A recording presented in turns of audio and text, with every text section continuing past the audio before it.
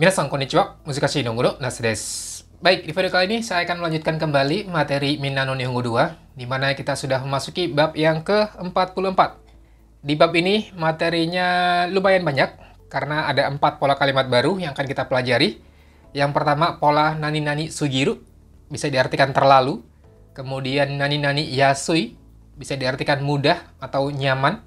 Yang ketiga, pola nani-nani nikui, ini lawannya, bisa diartikan susah.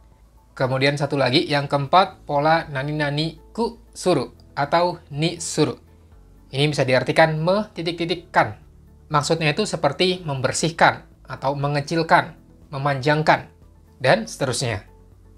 Baik, kalau begitu tanpa berlama-lama lagi, langsung aja kita masuk ke bagian bungkei atau pola kalimat. Kalimat yang pertama seperti ini. Yube osake o nomisugimashita. Yube semalam osake o nomisugimashita bisa diartikan terlalu banyak minum sake. Jadi kalau osake o nomimas itu kan artinya minum sake. Nah, osake o nomisugimashita itu maksudnya kebanyakan minumnya. Terlalu banyak minum sake. Ini adalah contoh penggunaan pola nani-nani sugiru. Oke, sekarang saya akan menjelaskan lebih detail lagi mengenai pola sugiru. Pola ini dalam bahasa Indonesia bisa diartikan terlalu, tapi nanti tergantung konteksnya. Kalau misalnya dia digunakan dengan kata kerja makan, kayak contoh nomor 1 tadi, artinya menjadi terlalu banyak makan. Karena nggak ada istilah terlalu makan. Yang benar terlalu banyak makan. Tapi kalau misalnya digunakan dengan kata dingin, artinya jadi terlalu dingin. Nggak perlu kata banyak, kan nggak ada terlalu banyak dingin.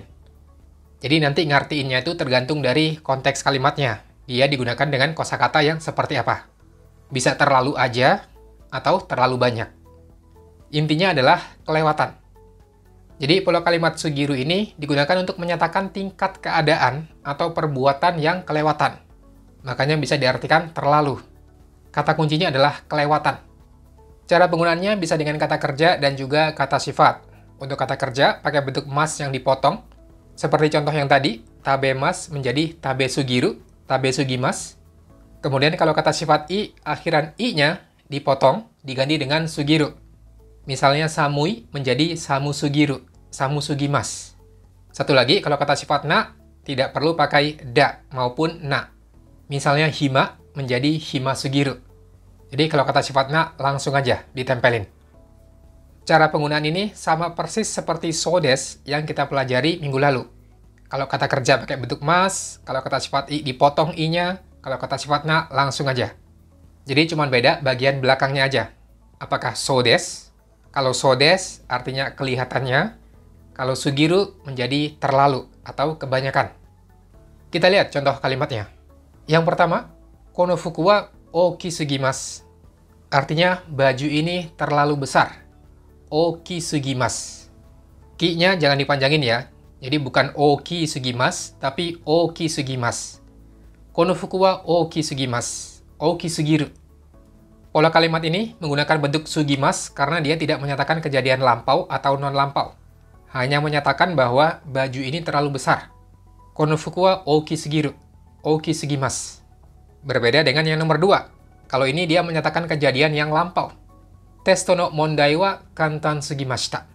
Soal ujiannya terlalu mudah. Kantan sugimashita. Jadi harus dibuat lampau karena ini kejadiannya sudah lewat. Ini contoh penggunaan sugiru dengan kata sifat i dan juga kata sifat na. Yang nomor 1 kata sifat i, akhiran i-nya dipotong. Yang kedua kata sifat na, langsung aja. Oki sugimasu dan kantan sugimashita. Kemudian berikutnya, pola kalimat yang kedua yaitu nani-nani yasui. Pola kalimat ini dalam bahasa Indonesia bisa diartikan mudah di titik-titik. Tapi nggak cuma mudah, nanti tergantung dari konteksnya bisa juga diartikan nyaman atau enak. Kalau nyaman itu biasanya kayak tempat tinggal. Kan kita bisa bilang nyaman untuk ditinggali. Itu bisa pakai yasui. Kemudian kalau enak, misalnya kayak sepatu. Kadang kan kita bilang sepatu ini enak dipakai. Itu juga bisa menggunakan yasui. Secara umum atau secara general bisa diartikan mudah, tapi dalam konteks tertentu bisa diartikan nyaman atau enak. Cuman penggunaannya agak sedikit terbatas. Kebanyakan bisa diartikan mudah. Kita lihat contoh kalimatnya. Kono pasokon wa tsukai yasui desu. Pasokon ini atau laptop ini mudah digunakan. Jadi tsukai yasui itu artinya mudah digunakan, gampang dipakai. Kono pasokon wa tsukai yasui desu. Cara penggunaannya hanya dengan kata kerja saja dan kata kerja bentuk mas yang dipotong. Dari tsukai mas menjadi tsukai yasui. Tsukai yasui desu. Kalau misalnya tabemas menjadi tabeyasui desu. Kalau nomimas menjadi nomiyasui desu. Oh ya, untuk pola nani-nani yasui, dia ada lawan katanya, yaitu pola nani-nani nikui. Kalau nikui bisa diartikan sulit atau tidak mudah. Tsukai nikui berarti sulit untuk digunakan, tidak mudah untuk digunakan. Kalau tabe nikui berarti sulit dimakan, atau nggak mudah untuk dimakan. Keras misalnya. Jadi pola yasui itu lawannya nikui. Cara penggunaannya sama persis, hanya dengan kata kerja bentuk mas yang dipotong. Jadi tinggal disesuaikan aja. Teman-teman mau bikin kalimat seperti apa? Apakah mudah atau susah? Tabe yasui atau tabe nikui? Oh ya, kedua pola kalimat ini, baik yasui maupun nikui, perubahan kosakatanya sama seperti kata sifat i. Nanti kalau misalnya butuh lampau, menjadi yasukata atau nikukata. Kalau butuh bentuk te, menjadi yasukute atau nikukute. Jadi perubahannya nanti sama seperti kata sifat i. Kemudian berikutnya, pola kalimat yang ketiga yaitu nani-nani ku suru atau nani-nani ni suru. Contoh kalimatnya seperti ini. Zubong o mijikaku shite kudasai. Zubong itu celana, mijikaku shite kudasai artinya tolong pendekkan atau tolong membuatnya jadi pendek. Gampangnya tolong pendekin. Kono zubong o mijikaku shite kudasai. Tolong pendekin celana ini. Ini dari kata mijikai yang artinya pendek dihubungkan dengan shimas, suru. Menjadi mijikaku suru. Artinya membuat jadi pendek. Tapi dia digunakan dalam bentuk perintah. Zubong o mijikaku shite kudasai. Oke, saya akan jelaskan lebih lanjut mengenai penggunaan ku suru dan juga ni suru. Pola kalimat ini bisa digunakan untuk merubah fungsi kata, misalnya dari kata bersih menjadi membersihkan. Ini makanya bisa diartikan me-titik-titikkan. Dari bersih menjadi membersihkan. Dari pendek menjadi memendekkan. Dari panjang menjadi memanjangkan. Cara penggunaannya, pola kalimat ini hanya bisa digunakan dengan kata sifat dan kata benda saja. Untuk kata sifat i, akhiran i-nya diubah menjadi ku diikuti suru. Misalnya nagai menjadi nagaku suru. Naga itu panjang, nagaku suru memanjangkan. Kemudian untuk kata sifat na, nggak perlu pakai na, tapi diganti dengan ni, diikuti suru. Misalnya kata shizuka menjadi shizukani suru. Artinya membuat jadi tenang. Ini sering digunakan untuk meminta orang lain agar tenang. Misalnya shizukani shite kudasai.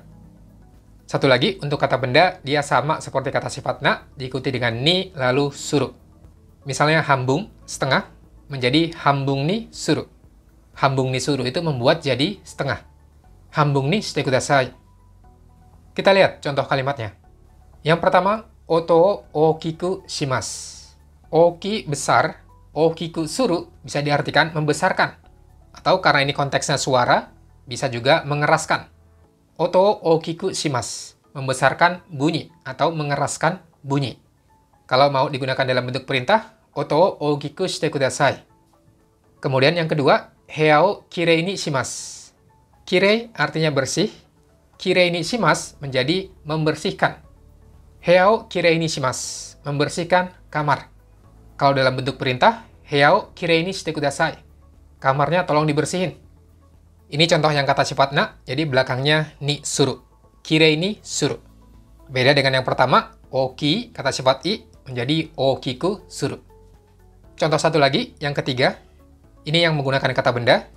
Shio no ryo o hambung ni shimasu. Shio itu garam, ryo itu jumlah, hambung itu setengah. Jadi artinya adalah membuat jumlah garamnya menjadi setengah.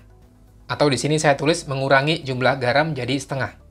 Yang tadinya misalnya 1 sendok, dikurangi jadi setengah sendok. Itu disebut shio no ryo o hambung ni shimasu. Kalau bentuk perintah, hambung ni shite kudasai. Garamnya tolong setengah aja. Jadi dikurangin menjadi setengah. Oh ya, untuk penggunaan kata benda dengan ni suru, dia juga punya satu fungsi lain lagi, yaitu untuk menyatakan pilihan atau keputusan. Jadi pola ini juga bisa digunakan untuk memilih atau memutuskan. Memilih dan memutuskan ini sama sebenarnya. Ketika kita memilih sesuatu, itu kan berarti kita memutuskan atau mengambil keputusan. Jadi kata benda dengan ni suru itu juga bisa digunakan untuk mengambil keputusan atau memilih. Contohnya seperti ini. Kohi ni shimasu ka? Ocha ni shimasu ka? Ini misalnya ketika pelayan restoran nanya ke customer-nya, mau minum apa? Mau kopi atau teh? Biasanya kan di situ ada banyak pilihan minuman. Ada kopi, ada teh, ada jus, ada air putih. Nah, kamu mau minum apa? Jadi ketika dalam situasi seperti itu, ketika kita pengen nanya, kamu mau minum apa? Bisa menggunakan ni shimasu. Kalau misalnya nggak mau disebutin kata kohi-nya, pakai dore juga bisa. Dore ni shimasu ka? Mau yang mana? Intinya adalah, kalau mau nyuruh orang lain untuk milih, pakai aja pola ni suru atau ni shimasu. Begitu juga dengan ketika menjawab. Misalnya saya mau kopi aja, saya mau ocha aja.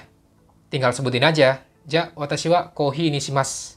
Watashi wa ocha ni shimasu. Itu berarti saya memilih teh, saya memilih kopi. Ini termasuk pola yang sering sekali digunakan dalam kehidupan sehari-hari. Nani-nani ni suru. Oh ya, masih ada satu contoh lagi. Kaigi wa ashita ni shimasu. Ini misalnya ketika saya merubah jadwal rapat. Yang tadinya hari ini diubah jadi besok. Ashita ni shimasu. Itu berarti saya mengambil keputusan. Atau saya memutuskan. Rapatnya besok aja deh. Hari ini sibuk. Contoh yang kedua ini lebih kepada mengambil keputusan. Atau memutuskan. Karena hari ini saya sibuk, jadi meetingnya saya ubah jadi besok aja. Kaigi wa ashita ni shimasu. Jadi kalau misalnya nanti teman-teman udah paham cara menggunakan pola ni suru, pasti bisa bedain dua kalimat ini. Yang pertama, shuppatsu wa itsu desu ka? Yang kedua, shuppatsu wa itsu ni shimasu ka? Kalau shuppatsu wa itsu desu ka, itu berarti berangkatnya kapan?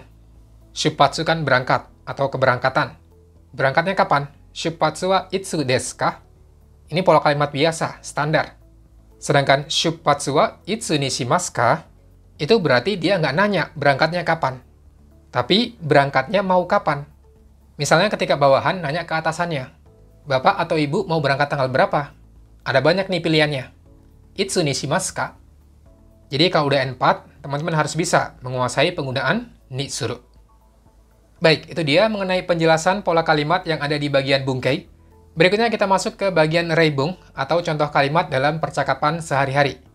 Kita mulai dengan contoh kalimat yang pertama. Naite irun desu ka? Iie, warai sugite namida ga detan desu. Naiteiru dari kata naku artinya menangis. Naiteirun desu ka? Apakah kamu sedang menangis? Iie, tidak. Warai sugite namida ga detan desu. Warai sugite dari kata waraimas. Waraimas itu tertawa, bentuk kamusnya warau. Warai sugite terlalu banyak tertawa. Saya terlalu banyak ketawa nih, sampai air mata saya keluar. Warai sugite namida ga detan desu. Jangan lupa, ini bentuk T-nya menyatakan sebab akibat. Karena saya terlalu banyak ketawa, jadi air mata saya keluar. Warai sugite namida ga detan desu. Kemudian contoh kalimat yang kedua. Saikin no kuruma wa sousa ga kantan desu ne. Demo kantan sugite unten ga omoshiroku nai desu. Mobil akhir-akhir ini tuh pengoperasiannya gampang ya. Sousa ga kantan desu ne. Sousa itu pengoperasiannya atau penggunaannya. Pemakaiannya juga boleh. Mobil zaman sekarang itu kan gampang pakainya. Yang dulunya manual, sekarang jadi otomatis. Bahkan ada juga yang nggak perlu pegang setir. Mobilnya jalan sendiri. Jadi, saikin no kuruma wa sousa ga kantan desu ne. Terus si B bilang, demo kantan sugite unten ga omoshiroku nai desu. Iya, tapi karena terlalu mudah, jadi unten ga omoshiroku nai desu. Mengendarai mobil itu jadi nggak menarik lagi. Karena terlalu mudah. Ini juga sama, menyatakan sebab akibat. Karena terlalu mudah, jadi nggak menarik lagi. Kantan sugite omoshiroku nai desu. Ini contoh yang menggunakan kata sifat na. Jadi langsung aja ditempelin dengan sugiru. Kita lanjut contoh kalimat yang ketiga.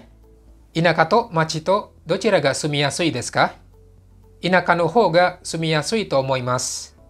Bukka mo yasui shi, kuki mo kirei desu kara. Ini si A nanya antara pedesaan dengan perkotaan, Dochira ga sumiyasui desu ka? Mana yang lebih nyaman ditinggali? Nah, ini bisa menggunakan kata nyaman, karena konteksnya tinggal. Mana yang lebih nyaman ditinggali? Lebih enak untuk ditinggali? Antara pedesaan dengan perkotaan. Dijawab sama si B, inaka no hou ga sumiyasui to omoimasu. Menurut saya, pedesaan lebih enak untuk ditinggali, atau lebih nyaman untuk ditinggali. Bukka mo yasui shi, harga barangnya juga murah, kuki mo kirei desu kara. Udaranya juga bersih. Jadi, machi yori inaka no hou ga sumiyasui to omoimasu. Ini salah satu contoh yang bisa diartikan dengan kata nyaman atau enak. Nyaman untuk ditinggali, enak untuk ditinggali. Sumiyasui desu. Kemudian, contoh kalimat yang keempat, kono koppu wa joubu de warenikui desu yo. Kodomo ga tsukau no ni anzen de ii desu ne. Koppu itu gelas, joubu kuat, wareru pecah. Jadi di sini si A bilang, gelas ini dia tuh kuat dan nggak mudah pecah. Joubu de warenikui desu yo. Wareru kan artinya pecah, waremas. Warenikui tidak mudah pecah. Gelas ini kuat dan nggak gampang pecah. Joubu de warenikui desu. Oh ya, koppu itu gelas ya, dia bukan cangkir. Kalau cangkir itu kappu, ini koppu. Gelas bening yang biasa kita pakai sehari-hari, itu koppu. Joubu itu selain kuat, bisa juga diartikan kokoh. Bebas saja mau ngartiin kuat atau kokoh, nggak masalah. Yang penting kuatnya bukan tsuyoi. Kalau tsuyoi itu kan tenaga ya. Ini joubu itu kuatnya nggak mudah rusak, nggak mudah pecah, nggak mudah robek. Itu joubu. Kodomo ga tsukau no ni anzen de ii desu ne. Anzen itu aman. Jadi aman untuk digunakan oleh anak-anak. Ini pola noni yang artinya untuk. Untuk digunakan anak-anak, gelas ini tuh aman. Anzen de ii desu ne. Kemudian contoh kalimat yang kelima. Mou yoru osoi desu kara shizuka ni shite itadakemasen ka? Hai, sumimasen. Ini pola ni shimasu yang digunakan dengan te itadakemasen ka. Digunakan untuk memohon. Shizuka itu tenang. Shizuka ni shite itadakemasen ka? Maksudnya dia minta tolong atau memohon supaya tenang. Boleh tolong tenang nggak? Udah malam nih. Osoi di sini artinya larut ya. Jadi sudah larut malam. Mou yoru osoi desu kara shizuka ni shite itadakemasen ka? Kemudian contoh kalimat yang keenam. Nomimono wa nan ni shimasu ka? Biru ni shimasu. Ini contoh misalnya seorang pelayan restoran nanya ke customer-nya, mau minum apa? Nomimono wa nan ni shimasu ka? Pakai nani ni juga boleh. Nani ni shimasu ka? Mau minum apa? Jadi jangan nanya nan desu ka ya. Harus nan ni shimasu ka? Karena tujuannya adalah menanyakan pilihan. Di antara sekian banyak minuman, kamu memilih yang mana? Nan ni shimasu ka? Terus si B milih bir. Biru ni shimasu. Jadi si B juga jawab dengan pola yang sama. Nggak bisa dengan misalnya cuma jawab biru desu. Itu jadinya kurang pas. Nggak sesuai dengan pertanyaannya. Nan ni shimasu ka? Biru ni shimasu. Baik, itu dia 6 contoh kalimat yang ada di bagian raibung. Berikutnya kita masuk ke bagian percakapan atau kaiwa.